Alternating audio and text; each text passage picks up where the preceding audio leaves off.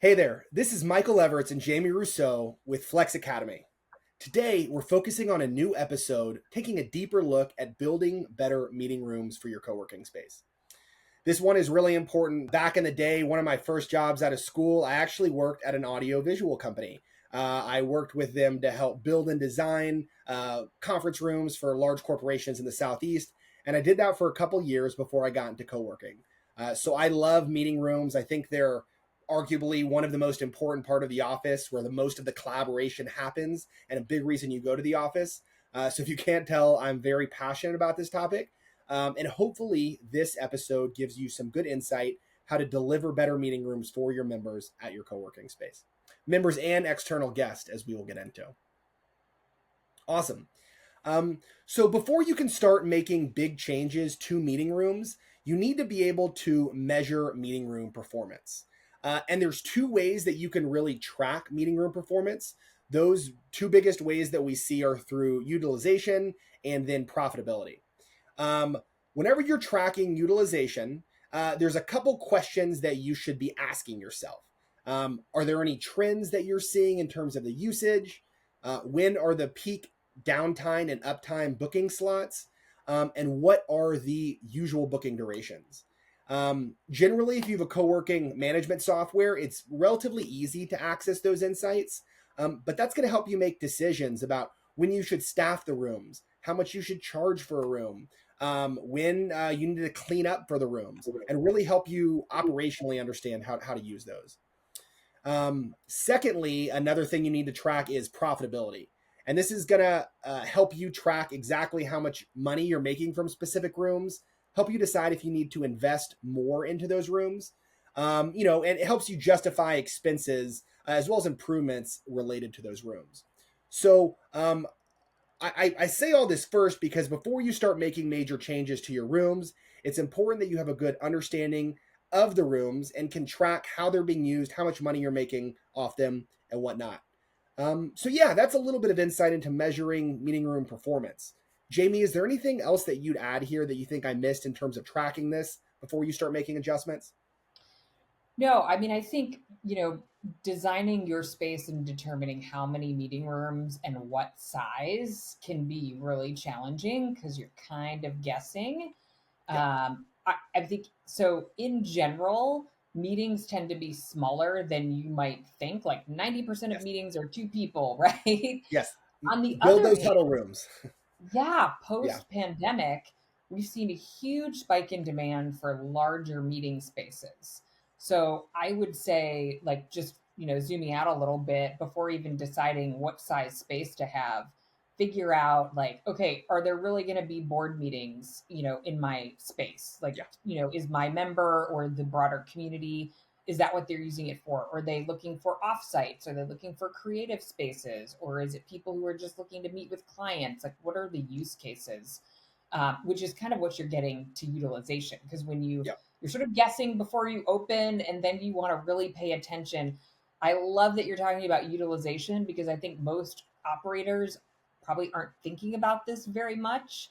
It's a little bit of an afterthought. And the reality, too, is that your members, there may be newer data on this, but the last sort of industry data I saw said like the typical co-working space, if they're only opening meeting rooms to members, there would be roughly a 25% utilization.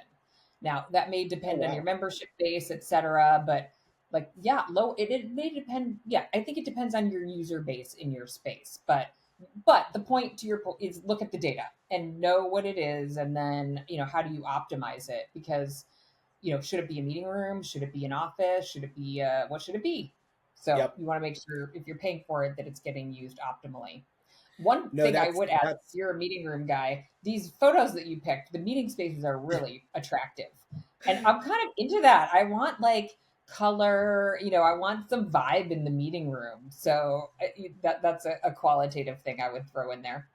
yeah, they can absolutely be one of the most impactful areas of the space and most impressive. They don't always need to look like this. I mean, honestly, very few co-working spaces do have ones that look like that in the top right. I think probably some of the nicest I've seen is Bond Collective at GWA last year. Juicy, man, they were Yeah. some of the nicest, most premium meeting rooms I've ever seen. They're beautiful. But it's really interesting because Kane Wilmot with IQ Office Suite actually had a really good quote about utilization and profitability. He said, properly priced meeting rooms drive utilization efficiency. What he's saying is if your meeting rooms are priced right, they should be utilized very frequently. Like your meeting room should be mostly full, and drive good efficiency if they're priced right. So a lot of experience with meeting rooms, a lot of different operators with different types of styles, that of course dictate that. But there's a lot of different routes you can go here.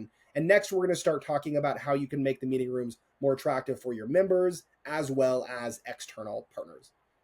And I'll hop into the next slide. And Jamie, you want to take this one away? Yeah, I love, I mean, you're basically saying, make the meeting rooms attractive, usable. I love the keeping the booking process smooth.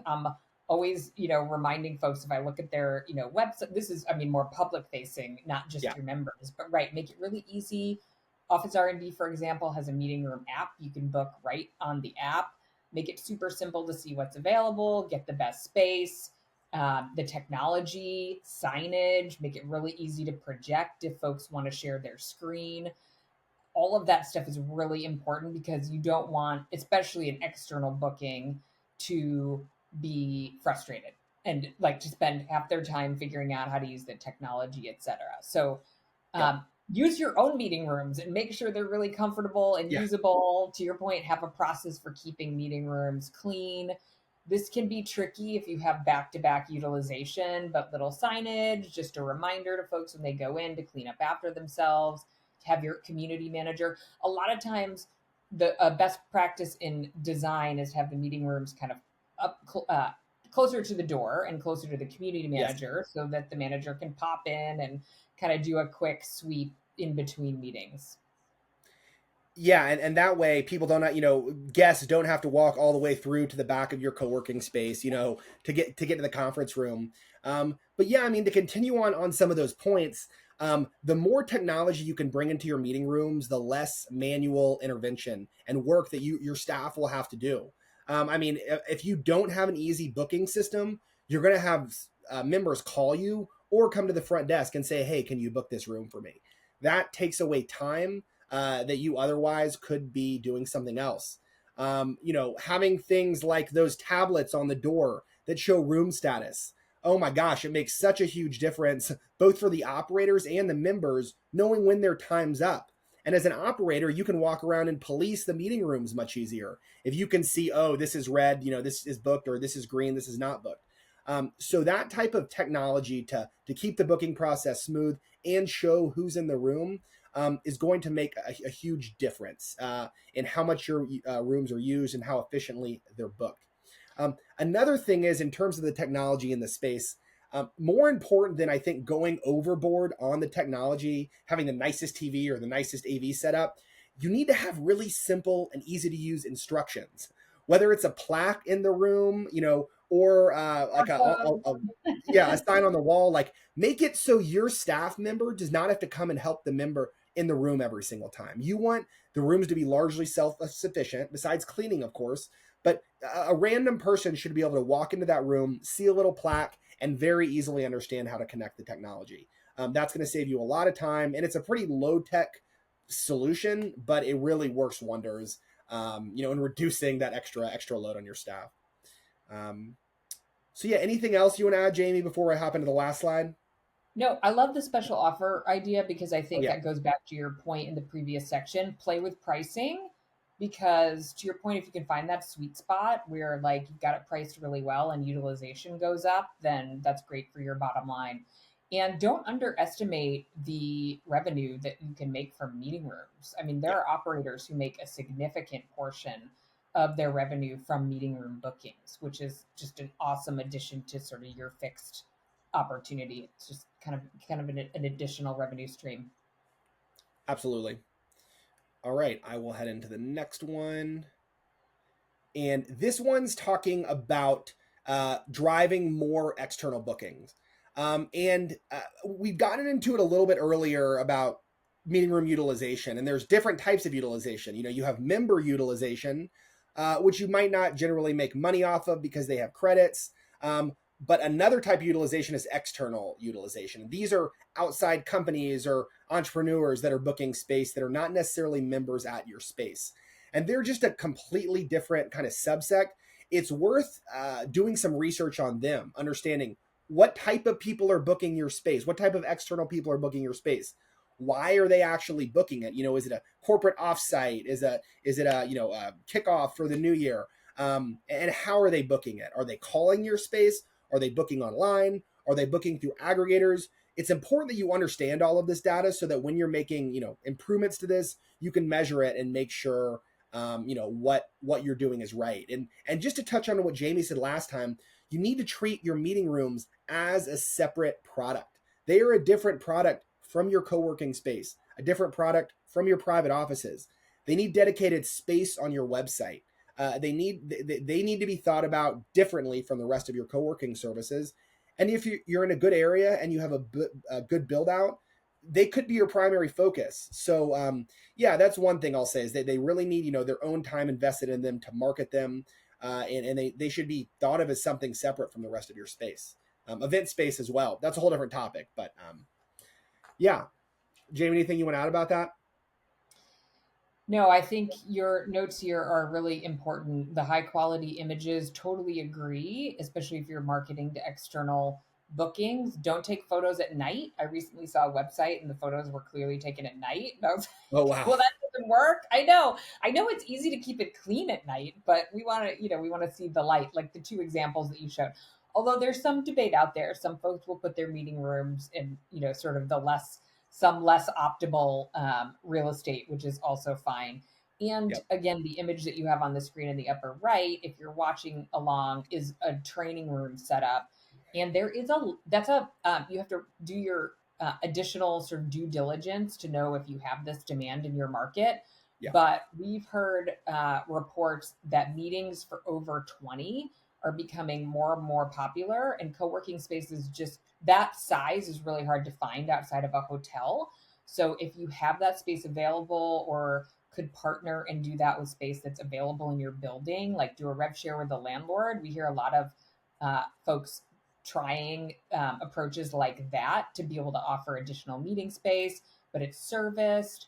And an advantage that you have over a hotel is you can let people bring in their own food. You might offer sort of Yeah. catering support, but there's a lot more flexibility. You're not charging them probably to use a projector or, Yeah. all the things that you're going to pay for. And hotel meetings are really pricey. Insanely expensive. Yeah. So if you can have that real estate, that can be a real advantage. But you want to do some extra research before you dedicate space to that. Yes, it's definitely. I mean, meeting rooms and event spaces are much higher service, but there's bigger opportunity for revenue there, of course. But yeah, definitely worth investing in, and a much better alternative for people than booking over at hotels, like Jamie said.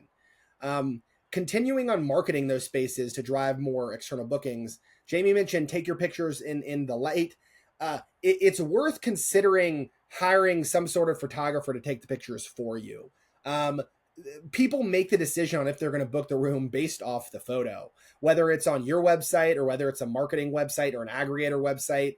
The photos need to be top notch. There's I could go into a whole presentation on doing interior architectural photography. I did that a little bit at my audiovisual company, but I mean, little things like lining up the chairs or the wheels on the chairs. I know it's ridiculous, but a professional knows how to do it and make your room beautiful and get more rooms booked. So if you haven't considering invested in some room photography, interior photography, highly recommend it, as well as descriptions, for those rooms. If you have an event space or a specific type of meeting room or training room, make sure that the descriptors you use on your website, on aggregator websites as well, are accurate to help sell the vision of the room and how it can help them.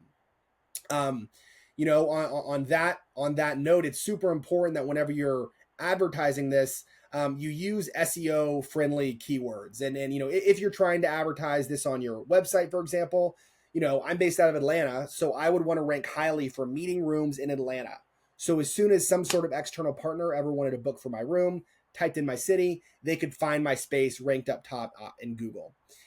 All of these things are going to help you, as well as the aggregator website. There is quite a few out there, from Liquid Space, Desk Pass, Peer Space, that focus a lot of their time on promoting your spaces that are great. They do take a commission, which is one negative of booking through them versus from your website. But in many cases, they are paying for advertising space to get your space in front of eyeballs that might not have seen it otherwise. So there's a lot of benefits to these aggregators as well, if you can get your rooms up there and managed. So hopefully all of these things can make a big difference in driving external bookings. And as Jamie said, we've definitely seen, as the new year have started and more corporate spaces are downsizing from their corporate offices, they are looking to host these meetings, offsite or at a co-working space. So there's a huge demand over the next couple of years as more companies go remote first, to be the third place for them, to be that place where they go and book those town halls or company meetings. And we have a lot of opportunity as operators to capitalize on that. Well, thank you guys so much for joining us today on this episode of Flex Academy. We enjoyed talking to you guys about building better meeting rooms. If you have any questions, you can always reach back out to us, and we're happy to respond. Thanks for watching, and have a great rest of your day. Bye.